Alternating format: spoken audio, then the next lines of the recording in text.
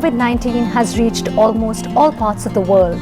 Just when we thought we were getting away from COVID-19, Omicron emerged. Since it has emerged in mid-November, Omicron has spread across the globe like wildfire. Though it has milder symptoms, almost the same as seasonal flu, the World Health Organization has warned that Omicron cannot be dismissed as a common cold or a mild disease, and there are reasons to worry about it. People with diabetes and heart disease can face severe complications. Due to the previous lockdown and work from home culture, people's lifestyles are already severely disrupted. Many people have become physically inactive and developed irregular eating patterns, which leads to unhealthier lifestyles and aggravation of lifestyle-related diseases. A multi-sectoral approach promoting healthier diets and increasing physical activity can help in slowing down the diabetic epidemic and heart diseases. Be Diabetes Myths and Facts will impact and help a large number of people to prevent or control metabolic disorders. Today we have with us experts to share with you advice on leading a healthy life. So if you have any questions you would like to ask them, please send them to us via WhatsApp. The number is +91 9167 666 941. That is the number to send us your questions for our experts. Please also send us your name and your location. I would like to introduce our experts. We have with us Dr. Sandeep Sudhakaran, Medical Director, Dr. Sandeep's Diabetes Specialty Center, Thrissur, Dr. Kiran Aithal, Consultant Physician and Diabetologist and Professor and HOD, Department of Medicine, STM College of Medical Sciences and Hospital, Dharwad, and Dr. Jim Litton, Consultant Physician and Diabetologist, NIMS Medicity, Trivandrum. Thank you all so much, doctors, for joining us today on this very special show. Starting with you, Dr. Sudhakaran, first. It is believed that Omicron infected people experience mild symptoms. However, some patients do experience high fever and severe cold and cough. Can it cause long-lasting damage to the health of an individual? Thank you for having me here. Omicron has been in our system for a very short time. So the population has been exposed to Omicron for a very short time. So it's very early to state that Omicron could be causing long-term effects. Having said that, we are focusing on short-term effects, that is the fatigue, loss of breathlessness, forgetfulness, etc. These are the short-term complications that we are trying to focus and treat so that the long-term complication should be avoided. Having said that, WHO has very clearly defined that the long-term complications cannot be ruled out. Further studies are required. But long-term complications could be after few weeks, few months, few years. So it's very early to say that complications can arise right now. But doctors, even cardiologists feared that cardiomyopathies would be there in the COVID patients in the long run. But thankfully, the studies have not shown it is very significant to show the same.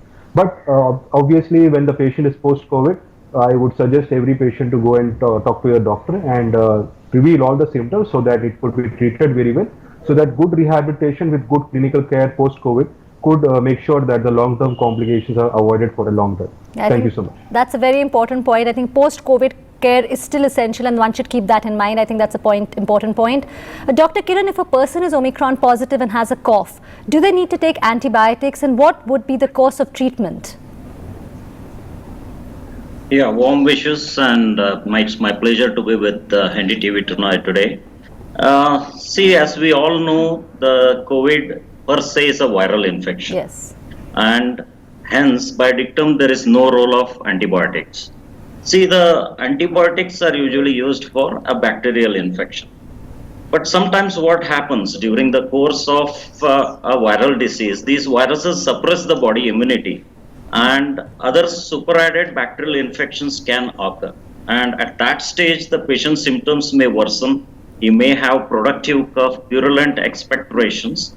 And that time, antibiotic may be needed in consultation with the doctors. Okay. So if you look into the present wave Omicron, it's by and large, it is presenting as a mild disease, especially in younger individuals.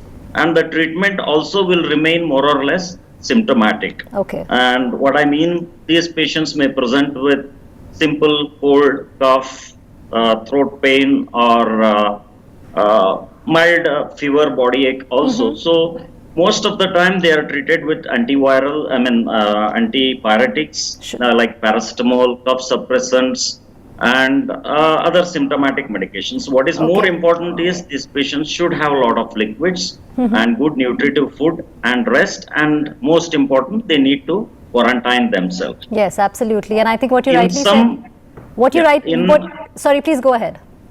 Yeah, in some recommendations, they have suggested some inhalational corticosteroids Okay. for a very short course, if at all the cough persists. And one more antibiotic which is being used in some guidelines is azithromycin, where more than its antibiotic effect, its anti-inflammatory effects gives Okay. that some benefit in probably in COVID treating patients. Okay, and of course, treating your symptoms like you rightly said. Dr. Litton, after the second wave of COVID, many people were diagnosed, with this new onset of diabetes. Will it be the same for this third wave as well? Yeah, good evening. Yes, the diagnosis of new onset diabetes after COVID is significantly high. Numerous studies have concluded that COVID-19 might lead to diabetes by damaging the pancreatic beta cells by oxidative stress, which in turn leads to low insulin levels. Also, the cytokine storm, which causes hyperglycemia and alternation in glucose metabolism. The sensitivity to insulin is also reduced in skeletal muscles, which leads to increase in blood glucose levels. Also in our country, there are people who are in pre-diabetic state. For them, the fasting blood glucose will be between 100 to 125 and HbA1c will be 6 to 6.4. Okay. They can become diabetic post-COVID, and India has a huge number of pre-diabetic people who are not aware of the same. And after COVID also, there is increased screening for diabetes in our country, which could also lead to more diabetic cases getting and more research works are needed to get a better understanding of the mechanism of diabetes in COVID infection. Okay. But COVID vaccination has substantial impact on mitigating the COVID-19 outbreaks, which subsequently will reduce the severity of COVID infection and thus could prevent the onset of new diabetes due to COVID. So I think at this point, screening is really important. So in case somebody starts or it's an onset of diabetes, at least they can avoid severe complications. Dr. Sudhakaran, people with diabetes have an increased risk of developing a number of serious health problems. Which are the most serious and life-threatening complications associated with diabetes? Yes, so everybody thinks diabetes is just checking a fasting blood sugar and postprandial sugar and you're done. But actually it's more than that. Diabetes is capable of causing severe effect on the blood vessel thickening and leading to plaque formation, which leads to the few complications like microvascular complications, macrovascular complications and metabolic complications. So I'll describe microvascular complications, basically the small vessel disease. These small vessels supply your eyes, your kidneys, your feet. So when these vessels are affected, it will cause loss of vision or decrease in vision, leading again the kidneys are affected, so it could lead to renal failure. And the feet, when they are affected, you lose your sensation of your feet, which could lead to ulcers, then infections, and further lead to limb amputation. So these are due to microvascular complications. Okay. Macrovascular complications, when the heart is supplied by the larger vessels and the brain is also supplied by the larger vessels. When they are affected, it could lead to cardiovascular complications, cerebrovascular complications as well. Then there are something called as some metabolic complications, where along with diabetes, you have hypertension, you have dyslipidemia or high cholesterol levels, non-alcoholic fatty liver disease, polycystic ovarian disease. When these are there, then the insulin levels go up, that leads to further complications and leads to metabolic complications as well. So basically, by treating diabetes, if you are able to aggressively manage diabetes right from the beginning, you can delay or prevent these complications by a large extent. Sure. So beat diabetes or prevent diabetes. It's all up to you. I think, and like you rightly said, it's about managing diabetes well right from the beginning. So, Dr. Kiran, we've understood about how diabetes can impact us.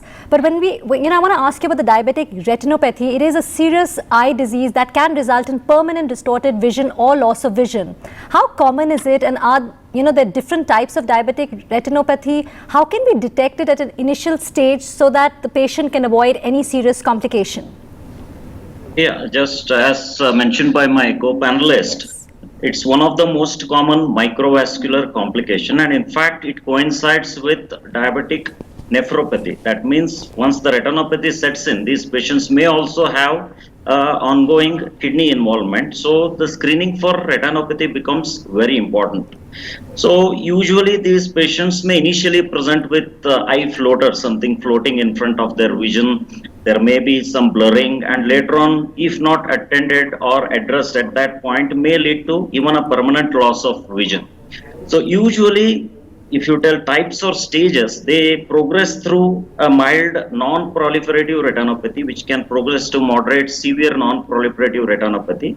And later on, it may go to something called as proliferative retinopathy, wherein the vessels start growing in the inner ear, or inner eye or retina. So this stage, if not attended, then it may go to a irreversible eye loss. So the screening and tight control of diabetes becomes very important. We need to screen these patients at least if it's a type 1 diabetes every 5 yearly once. And if it's a type 2 diabetes, screening is needed at the time of diagnosis, because we've seen that up to 20% of these patients may turn to have diabetic retinopathy on diagnosis itself. A special note to be mentioned here is pregnant women. Usually the pregnant women, there is a rapid progression of retinopathy in them, especially if they are diabetic. So they need to be screened maybe every trimester once. Thank you. Okay, no, I think you've explained that really well. So, after talking about the eyes, now let's talk about the neuropathy. Dr. Litton, again, diabetic neuropathy is again a very serious complication of diabetes, and around 60 to 70% of people with diabetes have some form of neuropathy or nerve damage. Can diabetic neuropathy be reversed? Yes, diabetic neuropathy is the damage of nerves that's caused by diabetes. So when the high content of blood sugar in the blood of a person with diabetes, it damages the nerve fibers over time. So there are several different types of neuropathies. One is peripheral neuropathy, which causes pain and numbness in the extremities, including arms, hands, legs, feet, and toes. Well, we have proximal neuropathy. It causes pain and numbness in the upper legs, specifically in the thighs and hips. And autonomic neuropathy, which damages the nerves of the autonomic nervous system. So autonomic nervous system can affect the sexual response. It can lead to erectile dysfunction in males and reduced sexual arousal in females. Also, autonomic neuropathy can affect the digestive tract, and it can cause constipation, bloating, and feeling full after taking a little meal. And autonomic neuropathy can affect blood vessels also, and this can cause dizziness and faster heart rate and giddiness while standing up quickly. So there can be also difficulty in urination and difficulty to empty the bladder and loss of bladder control. So the diabetic neuropathy is diagnosed by clinical examination and nerve conduction study. And nerve conduction study helps to identify which nerve fibers are affected, either the large nerve fibers or small nerve fibers. And while you can't reverse the damage from neuropathy, there are ways which you can manage the condition, including managing your blood glucose is important, because it can help prevent additional damage to your nerves. And it is equally important to pay attention to your feet and legs, because nerves in the feet and legs can be damaged, which can lead to reduced feeling, and this means that you may not notice if there's a cut or injury in your foot or leg. So you can't reverse it. So you should regularly check your feet for open wounds or sores, and clip your toenails, wash your feet with soap and water regularly, and avoid walking barefoot. So and there are some effective medications for treating painful diabetic neuropathy, which include pregabalin, gabapentin, duloxetine, and amitriptyline. So finally, diabetic neuropathy cannot be reversed, but it can be controlled. So cannot be reversed, can be controlled. I think it's all about screening it in time and taking care of it and managing it well. So on that note, we're going to be taking a really short break. We'll be right back, and this discussion will continue.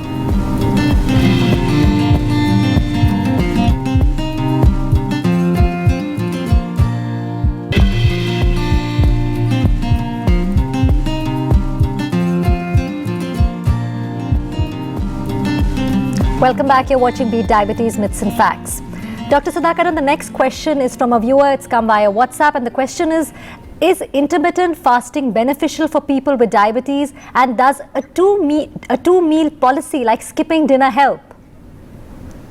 Yes, so every diabetic patient is trying on a lookout for saying some ways to lose weight suddenly, reduce the number of medications. This is the priority for any type 2 diabetic patient. But these fasting methods have each advantage of their own. So intermittent fasting is basically where twice a week you have 500 to 700 calories per day. Rest of the days you have normal diet. Then even there is time restricted feeding, where afternoon 12 noon to 8 p.m. you are feeding yourself, but night 8 p.m. to next day afternoon you are just having fasting. So 16 hours of fasting, 8 hours of feeding. By doing this, there are a lot of advantages, like you lose weight, your number of medications come down, blood sugars come down, A1C levels come down, blood pressure come down, insulin resistance come down. So the patient is very happy. But there are side effects also, like dizziness, giddiness, severe hypoglycemia, and the patient could land up in a hospital also.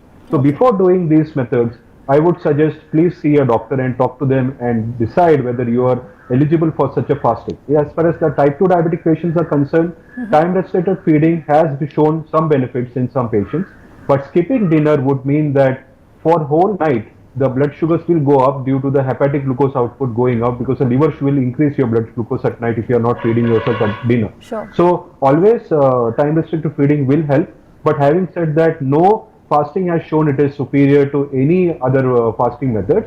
Even for type 1 diabetic patients, I would say avoid such fasting, but if a type 1 patient is really motivated to do this type of fastings, they should always go to a doctor and talk to them. Okay. So the blood sugars will be monitored, the blood ketone levels will be monitored, the insulin would be adjusted so that these blood sugars can be monitored and they can be kept safe and avoid hypoglycemia. So there are advantages, disadvantages, but please talk to your doctor before doing this. Thank you. I mean, there are advantages, disadvantages, but always consult a doctor before starting any diet.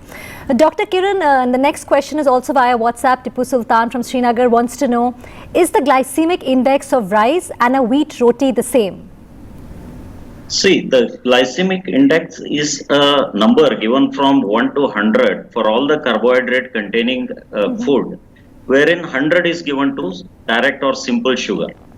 So what it means is, after consuming this food, in 2 hours, how much blood glucose will raise, and if a patient takes a carbohydrate meal, how fast his sugar reaches to the high thing with this diet or these carbohydrate containing meals. So if he consumes a simple carbohydrate containing food, definitely sugar will rise faster, and if he contains a food which has complex carbohydrates, his sugar value will rise slower. So definitely simple carbohydrate containing foods may not be that ideal for diabetic patients. So in this glycemic index is divided as less than 50 is good, some up to 70 is moderate, and the food which contains a glycemic index of more than 70 are bad. Okay. So if you now come to the comparison between rice and roti,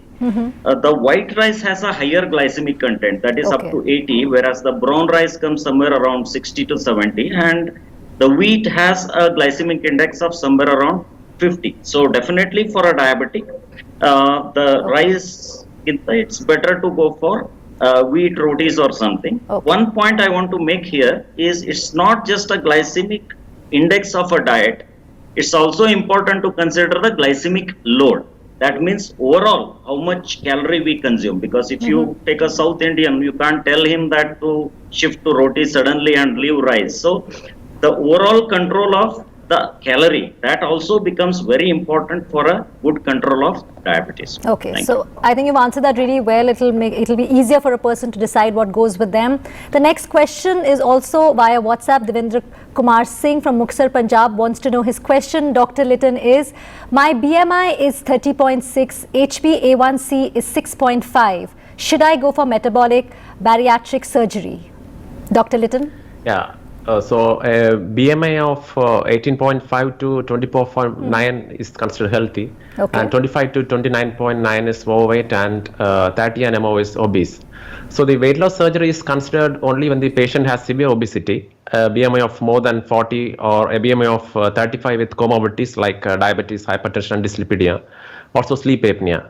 So also individuals who are unable to lose weight by medication, lifestyle modification, and diet modification can also consider this surgery. But as per this question, the BMI is 30.6, which is not a criteria to consider for the surgery. And his HbA1c is 6.5, which denotes he's diabetic but is under control.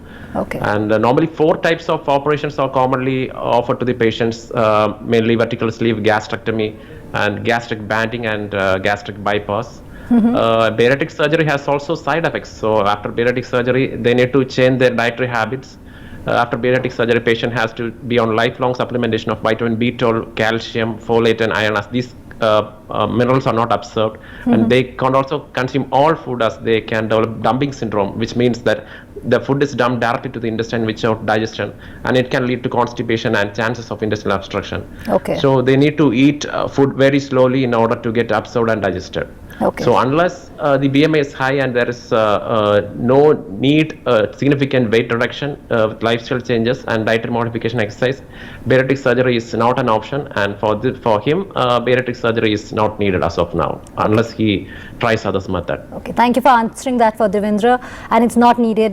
So the next question, Dr. Sudhakaran, tell us that what are the advantages of HbA1c testing over glucose measurement for the diagnosis of diabetes mellitus? Because this is again something everybody says every 3 months is more, it's better than actually doing the everyday sugar test. So I'll just give an example of a patient who walked in last month, or a young guy with a fasting blood sugar of 116, postprandial of 166, and he was willing to start medications. But so I'll just brief on the diagnosis of diabetes by American Diabetes Association. Fasting blood sugar of 100 to 125 is taken as pre-diabetes.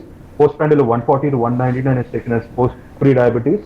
Fasting of 126 or more than 200 for postprandial would be taken as diabetes. HbA1c similarly less than 5.7 is non-diabetic, 5.7 to 6.4 is pre-diabetic, more than 6 or equal to 6.5 is diabetic. So this patient, it was 5.8, so he doesn't require medications, he was just advised diet and exercise. So HbA1c, the advantages are there is no fasting required, sample can be obtained any time of the day, extremely stable. Also HbA1c can be done in any acute factors, like the patient has done any exercise or stress, it won't be affected by in the HbA1c case. It reflects the long-term complications in the blood glucose concentration for 8 to 12 weeks. It is very standardized, single sample is required. It will help you to guide treatment and predicts the development of complications in some patients. So HbA1c makes it much easier, except in some cases like pregnant ladies, children, patients with history of acute pancreatitis damage or pancreatic surgery. These variations could be there, but HbA1c is very reliable in making sure how to diagnose a patient in most of the patients. Okay. Thank you. So more reliable, and one would suggest to get that done. Moving on, Dr. Kiran, some people believe that oral medications used for managing diabetes can cause an increase in body weight. So tell us, is this a myth or is it really true? So I will agree with this and I will not agree with this also, because there are certain oral diabetic agents like sulfonylureas or pioglitazones which cause weight gain. There are certain drugs like metformin and SGLT2 inhibitors, the newer drugs, which can cause weight loss also. And there are some drugs which are weight neutral like DPP4 inhibitors. So it is just like the treatment of diabetes with oral hypoglycemic agents is now, the guidelines say it is individualized depending on the patient. So a skillful utility of these drugs, a proper combination of drugs can negate these side effects of weight gain as far as some drugs are concerned. What I want to make a point here is, see, most of the time what happens with uncontrolled diabetes, these patients tend to lose weight in spite of eating well. This is the main symptom of diabetes. So once they started on treatment, their sugar comes down to normal. Normally, they gain back their lost weight. That is a healthy weight gain. But most of the time, the patients attribute this to a sort of a side effect related to certain drugs. So what I can say is ultimately the glycemic control is important. Whatever drugs you use, and always the sugar control advantage over the long run overweighs the simple small side effects related to individual drugs. Okay, I think at the end it is to control your blood sugar level, like what you rightly said, that it's important to control that. Dr. Litton, medical adherence is an integral part of diabetes management, and people very often we see missing their doses. So can they combine the morning and afternoon doses in case they've missed it? Will this affect the glucose levels? Yeah, so if your blood sugar levels have been within normal range recently and you are following a healthy diet and lifestyle, then missing one dose is not likely a problem. If you miss a dose of oral medication, take the dose as soon as possible after realizing you missed it. However, if it's been more than few hours, then you can skip that dose and take the next dose at a regular time. Never take double dose, as it can lead to dangerous levels of hypoglycemia. I have seen patients who are brought unconscious with very low blood glucose levels, the reason being consuming 2 doses at a single time. So one of the most common cause of missing the dose is that the patient will be on many medications for hypertension, heart disease, dyslipidemia, etc. Also, some people will be on 3 or 4 drugs for diabetes. In such cases, he can ask his doctor to get combination pills, which contains around 3 to 4 medications in a single tablet. And another cause is the size of the medication pill. If the size of the pill is big, it will be difficult to swallow for aged patients. Sure. Many new oral diabetic medications are small in size, and he can request his doctor to change these meds if it's a problem. Some of the tips to prevent missing a dose is you can organize medications in pill boxes with separate compartments for each day of a week, and set reminders in your smartphone. You can log your medication in a chart, and you can attach it to your refrigerator. And you can take your medications while you do another routine habit like brushing teeth before going to bed, making breakfast, etc. And also leave your pill box in plain sight so you won't forget it. And some of the diabetic medications can have lesser side effect if taken along with meal, and you should talk to your doctor regarding it. Okay, so I think what you rightly said, I am sure these tips will help people so that they can take their medication on time instead of missing their doses. Thank you all so much, doctors, for joining us today on this very interesting conversation. Thank you so much. News will continue on the other side.